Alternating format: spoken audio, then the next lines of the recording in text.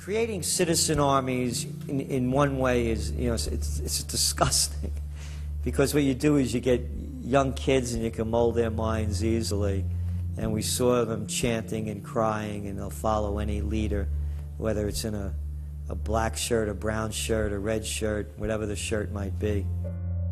Another branch of Homeland Security, the Corporation for National and Community Service, is setting up literally hundreds of other private uniformed youth groups. The White House has introduced legislation to establish forced national service for all Americans between the ages of 16 and 64. In 2008, the North American Military Governorship, known as NORTHCOM, announced that they had deployed 4,000 regular Army troops inside the United States to deal with civil unrest because they knew that their offshore masters were about to rob the United States blind. In 2009, the Pentagon requested funding from Congress to deploy 379,000 military personnel in thousands of communities across the United States.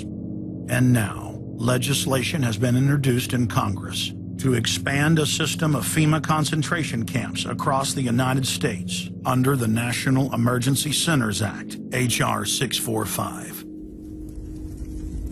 The Republic is hanging by a thread. The last vestiges of our free system of government are being swept away. You know, you got time to watch baseball, you got time to watch football, you got time to entertain yourself, but I think a knowledgeable public we're losing, and we've got to get people back on track to paying attention, because if you don't pay attention to your government and what they're doing, you're going to pay some dire consequences for it. Unless we become active and become influential in the power centers of society, there's nothing we can do about it. Just knowing about it is not enough.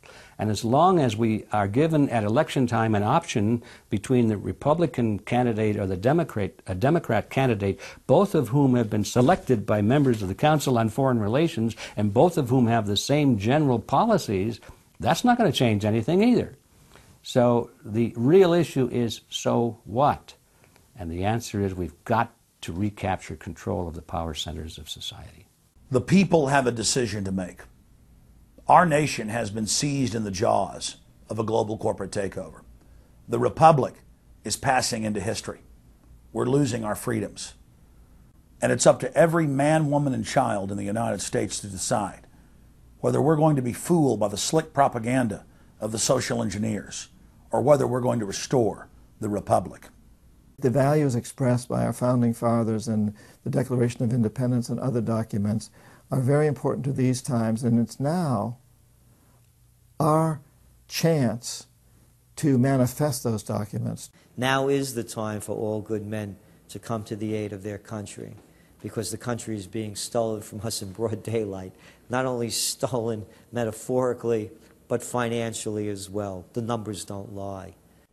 The American people, having been educated as to the truth, then have to rise up and demand and get a government that starts serving them.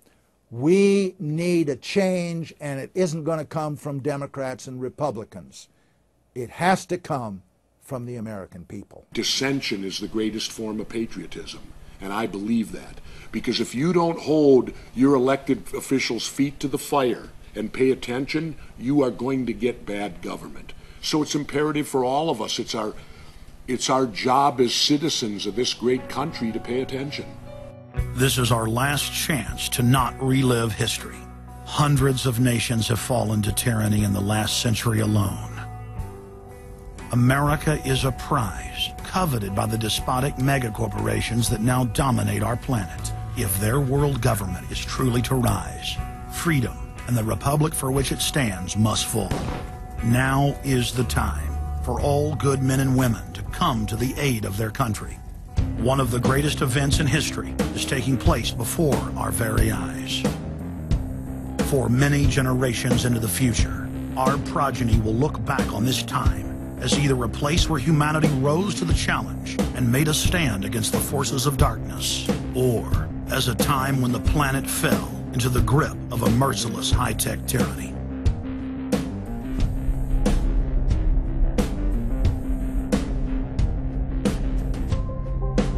In Part 2 of Fall of the Republic, you will learn the elite's master plan for humanity.